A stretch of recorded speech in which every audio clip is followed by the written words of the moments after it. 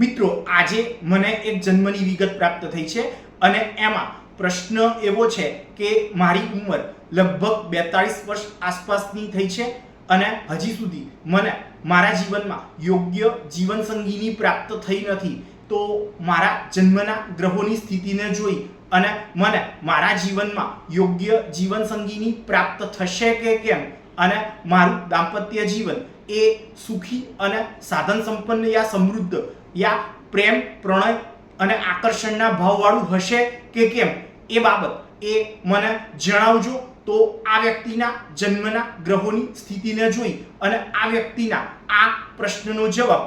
એને સીધો અને સટ એ આપી દઈએ। તો આ બાબત જાણવા હેતુ પારાશર હોરાશાસ્ત્ર એના વર્ણન મુજબ પુરુષ જાતકની જન્મકુંડળી જો હોય તો એમાં સ્ત્રીકારક ગ્રહો અર્થાત ચંદ્ર શુક્ર અને બુધ એની સ્થિતિ જોવી।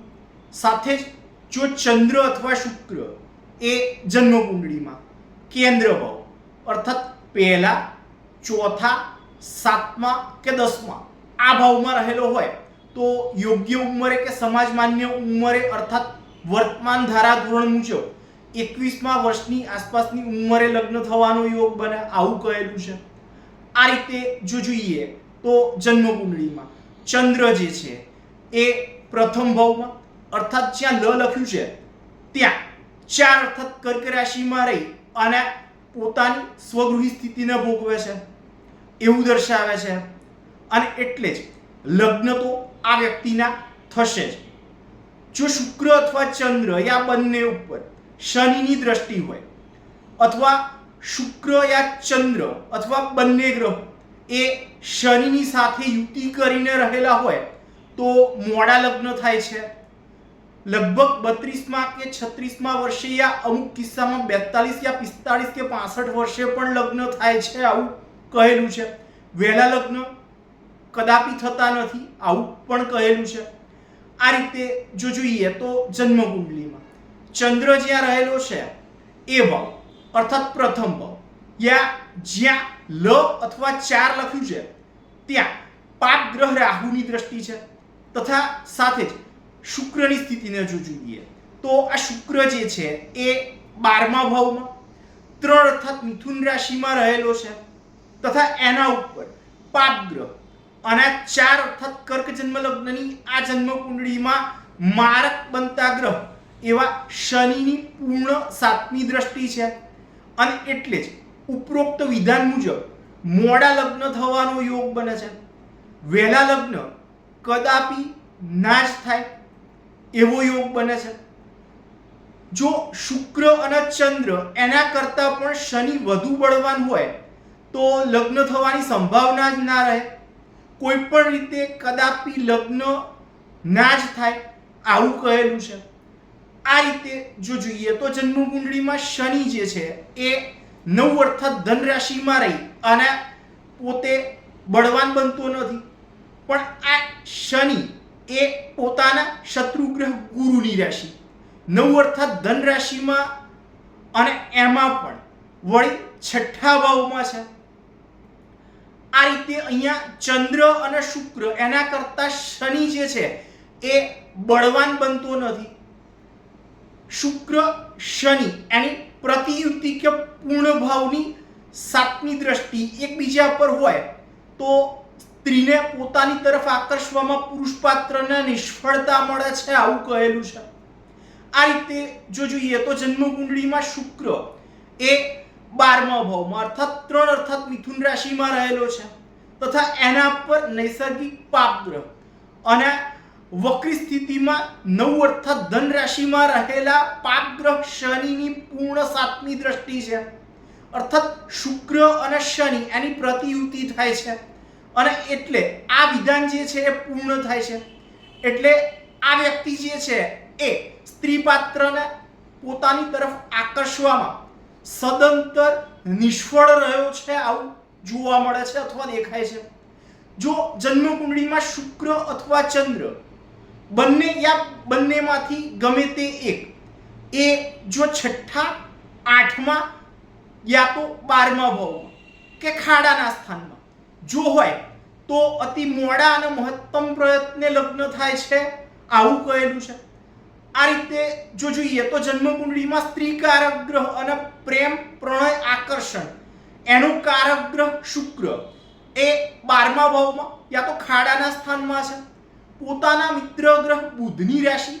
3 અર્થાત મિથુન રાશિમાં છે અને એના પર 9 અર્થાત ધન રાશિમાં રહેલા નૈસર્ગિક પાપ ગ્રહ અને વક્રી થયેલા ગ્રહ એવા શનિની દ્રષ્ટિ છે. અર્થાત શુક્ર અને શનિ એની પ્રતિયુતિ થાય છે. એટલે આ વિધાન જે છે એ પૂર્ણ થાય છે અને એટલે જ અતિ મોડા લગ્ન થવાનો યોગ, એવો યોગ એ આ જાતકની જન્મ કુંડળીમાં બને છે.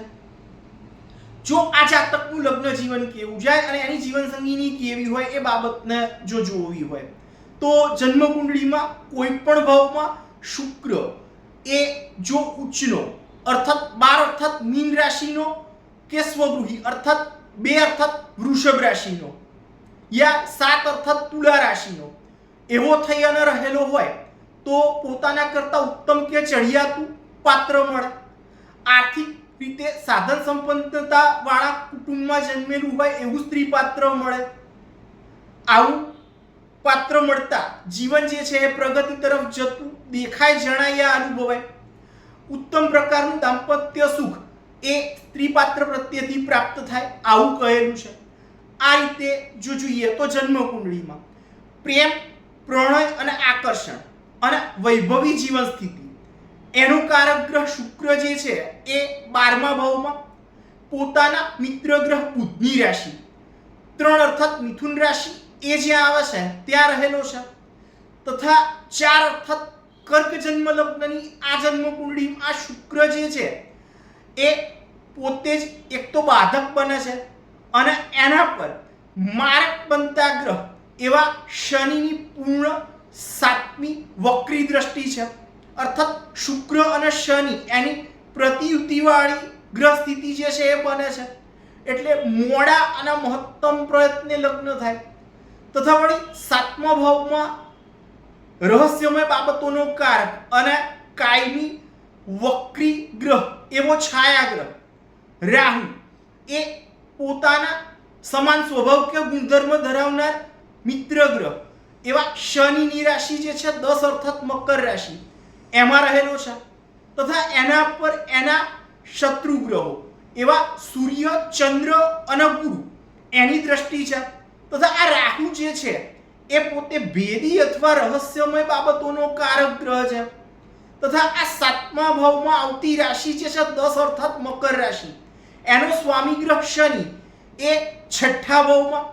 અર્થાત ભેદી યા રહસ્યમય બાબતો જ્યાં જોવાય છે ત્યાં પોતાના શત્રુ ગ્રહ ગુરુની રાશિ 9 અર્થાત ધન રાશિ એ જે આવે છે ત્યાં રહેલો છે અને એના પર 4 અર્થાત કર્ક જન્મ લગ્નની આ જન્મ કુંડળીમાં બાધક બનતા ગ્રહ અને પ્રેમ, આકર્ષણ એના કારક ગ્રહ એવા શુક્રની તથા ભેદી અને રહસ્યમય બાબતના કારક ગ્રહ એવા વક્રી ગ્રહ રાહુની દ્રષ્ટિ છે. એટલે આ જાતકના ભેદી યા રહસ્યમય યા ખરડાયેલી છબી કે ચારિત્રવાળો ભૂતકાળ ધરાવનારું હોય એવું છાને છપને વ્યસન જેવી બાબત આચરનાર કે અનૈતિક સંબંધો જેવી બાબતને આચરનાર હોય એવું સ્ત્રી પાત્ર એ હાથ પકડી અને અપાવી જાય એવું થતું દેખાય છે. સાથે 7મા ભાવના સ્વામી તરીકે આ શનિ એ પોતે 6ઠ્ઠા ભાવમાં અર્થાત 9 લખ્યું છે ત્યાં પોતાના શત્રુ ગ્રહ ગુરુની રાશિ એમાં રહેલો હોવાના કારણે કટ્ટરતા કે શત્રુતા એનો ભાવ પેદા કરનાર અને પ્રેમ, પ્રણય, આકર્ષણના ભાવ વિનાનું જીવન અથવા રૂખું સુખું દાંપત્ય જીવન એ આ જાતકને પ્રાપ્ત થાય એવી ગ્રહ સ્થિતિ કે ગ્રહ સંજોગ એ આ જાતકની જન્મ કુંડળીમાં બને છે અને આવું જ દાંપત્ય જીવન એ આ પુરુષ જાતકને પ્રાપ્ત થવાનો યોગ બને છે એવું આ પુરુષ જાતકની જન્મ કુંડળીને જોઈ અને સીધું અને સટ મારે એને કહી દેવું છે. તો મિત્રો, જો તમારા જીવનમાં પણ આવો કોઈ પ્રશ્ન હોય અને એમાં જો તમારે મારા માર્ગદર્શનની જરૂર હોય તો એના માટે તમે મારો સંપર્ક અવશ્યથી જ કરી શકો છો.